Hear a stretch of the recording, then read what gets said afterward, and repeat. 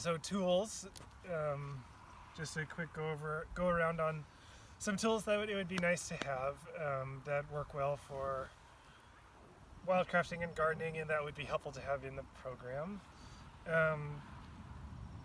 So the main ones are these ones. Also, like, if you can get yourself a little belt like this is very nice.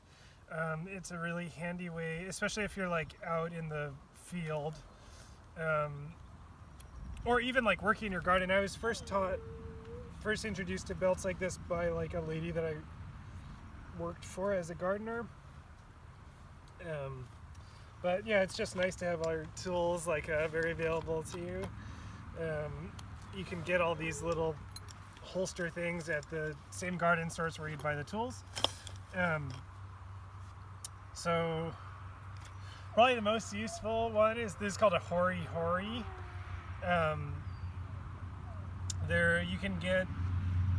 They make very cheap ones. Some of them are like $40-$50.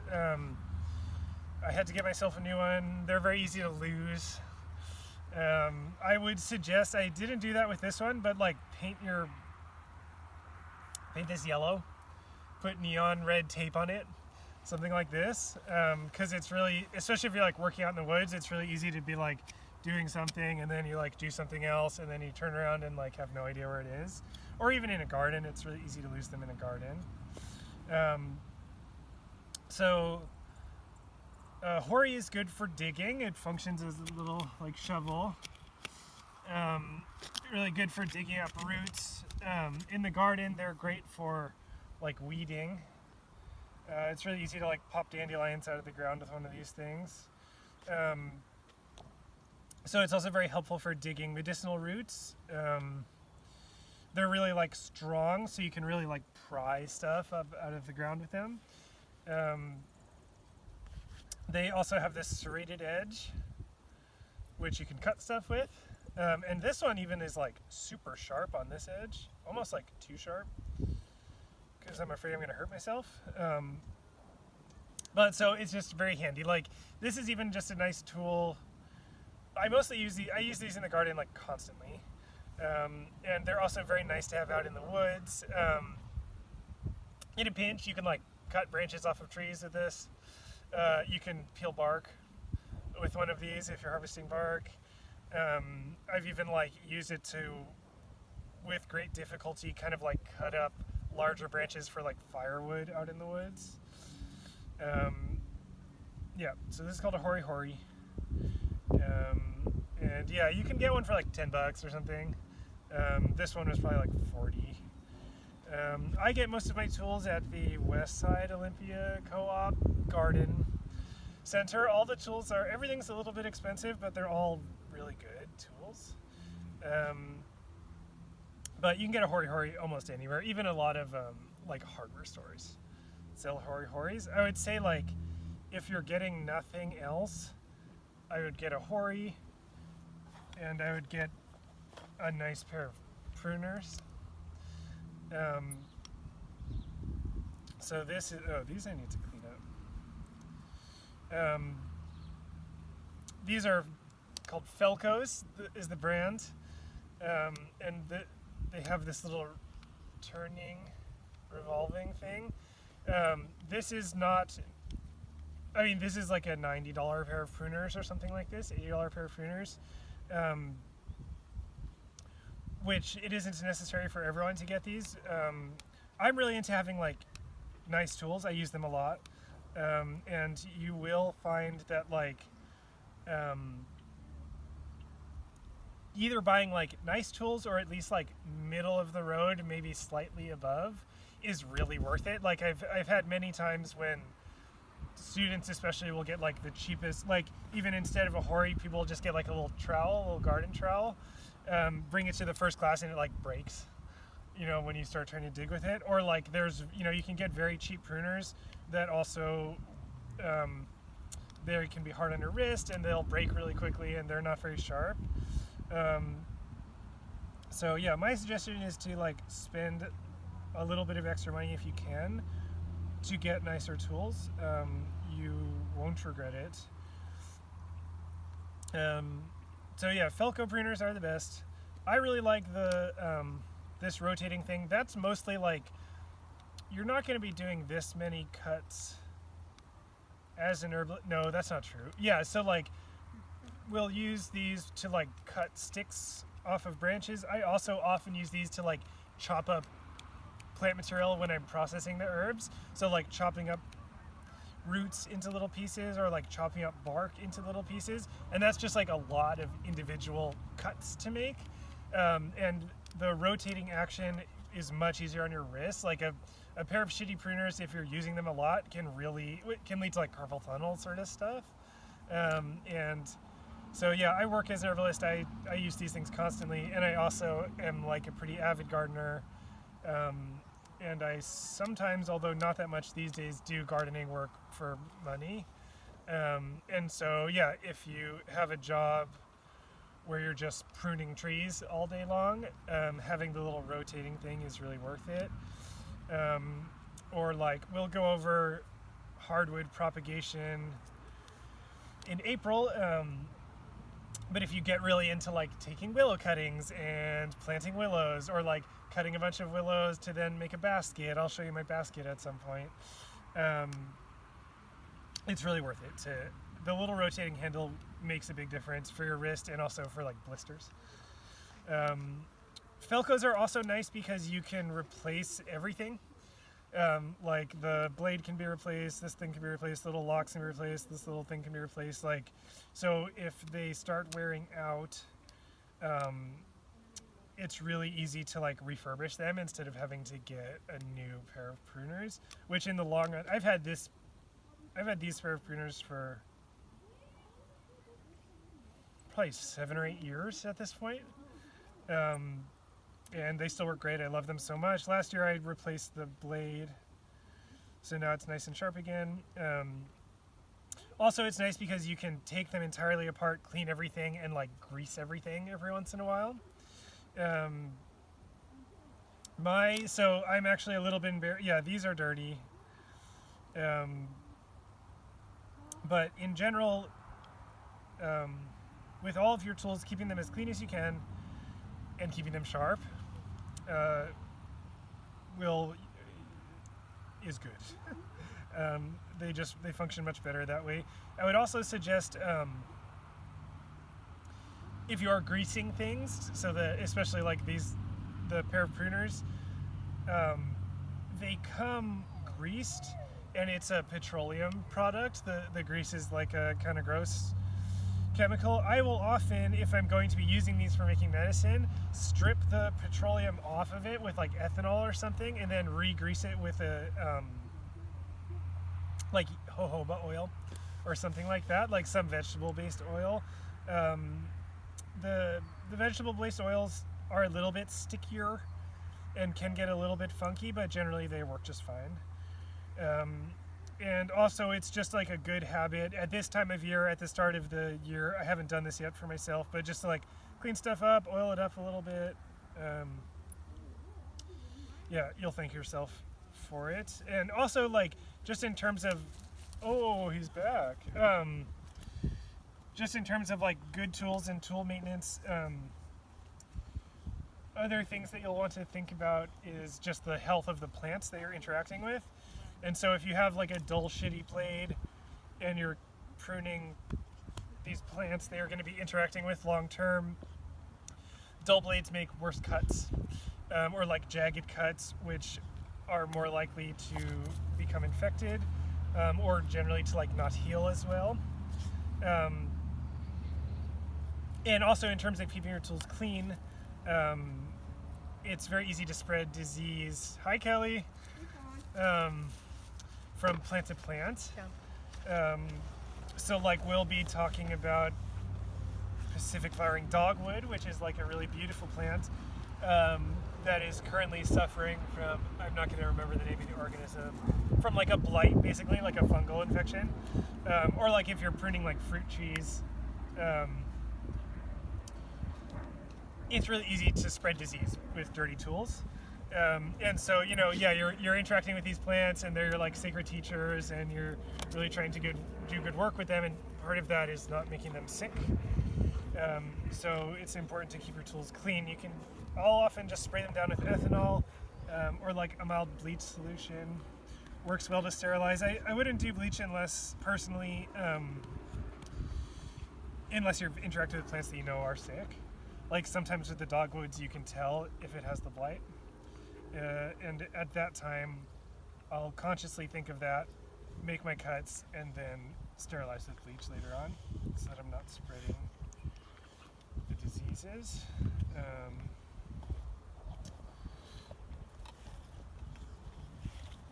This is a pruning saw.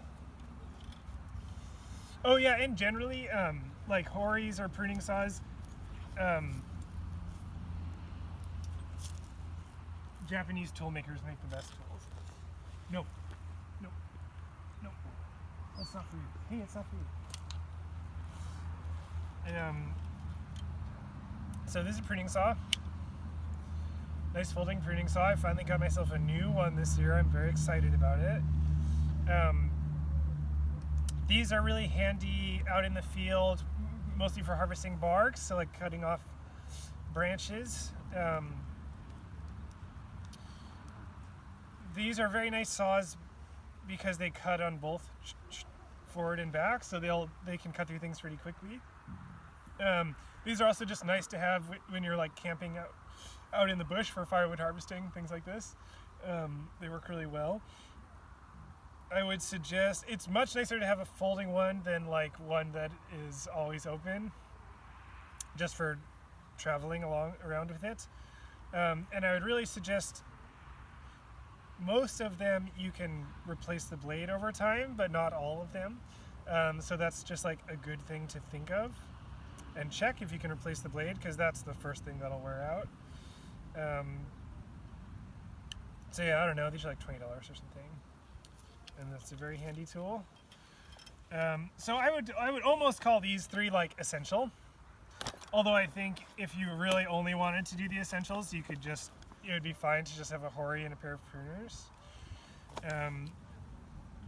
And I do have tools, and I do often have extra tools, and I will often just like throw a few extra tools into my truck when we're all going out into the field. So like if you forget your tools, probably like I gotcha. But it would be helpful for this program, and also just like in your own life, it's nice to have some nice tools. Kind of like extra, these are also dirty. These are called loppers. So they're basically like pruners, but they have a lot more leverage on them. And so these are for like cutting off bigger branches. I use these in Opalpanax harvest, Devil's Club harvest, and in bark harvest. These are also nice if you've harvested bark, or with some of the roots, like the desert roots especially, are these big, fat, like woody guys that can be hard to chop up with a small pair of pruners. And so a big pair of loppers, you can like get the root in there and just really use leverage to gut through it. These we only use really like a few times in the program, and I will have it. So that is not like crucial, but just for your own use, it's really nice to have a pair of blockers. I recently learned that so this little like L-shaped mechanism actually makes for sloppier cuts. So like some friends of mine that I work with, they make willow cuttings for wetland restoration companies. Like they go out and they cut willows, and they cut hardwood cuttings, like 6-foot long sticks that are then used to plant in the ground, like along rivers or whatever. And so it's really important with those cuts that you have a nice clean cut. And so I brought out my precious loppers that I love so much into the field, and they just laughed at me because something about this little like L-shaped thing, they just like squish the branches more, and so your cut ends up kind of like jagged and frayed. So the next time I get a pair of loppers, I will look for ones that don't have this little L-shaped thing, that it's just like the two handles just reach a central point and the blades come off of that. That's very like nitpicky, and you don't really have to worry about that, but just like FYI. I recently learned about that. And then this is called a digging fork. It's not really a pitchfork. Pitchforks have more tines and they're thinner, and that's for like throwing hay. This is called a digging fork. They're very strong, the tines are very strong, and they're flat. And you dig with them. A digging fork works much better than a shovel if you're going to be like digging up medicinal roots. Like basically, and I'll be using a digging fork when I talk about roots both in the garden and also out in the field. But you know, like pretend there's a plant in the middle of this. The root system of a plant goes out, often like pretty far away from the plant itself. And especially if you're interacting with wild medicinal roots, like especially out in the desert, a lot of those plants can be like older than you are. They're very precious. And we do a lot of propagation. It's really important to propagate this species, but also part of the process of interacting with them respectfully is to make sure you get the whole root, especially if it's a species that some of them can regrow from root fragments, but most of them cannot. And so with like a digging fork, you can like get in there and loosen the roots up, but not chop through them. Whereas if you're using a shovel, you know, it's just a blade, and so when you kick it into the ground, it will just cut right through the roots. So yeah, those are the main tools that I suggest people get. I didn't bring my pack basket out, but another nice thing to have is like some kind of a basket, some kind of a gathering basket. It can be cool to like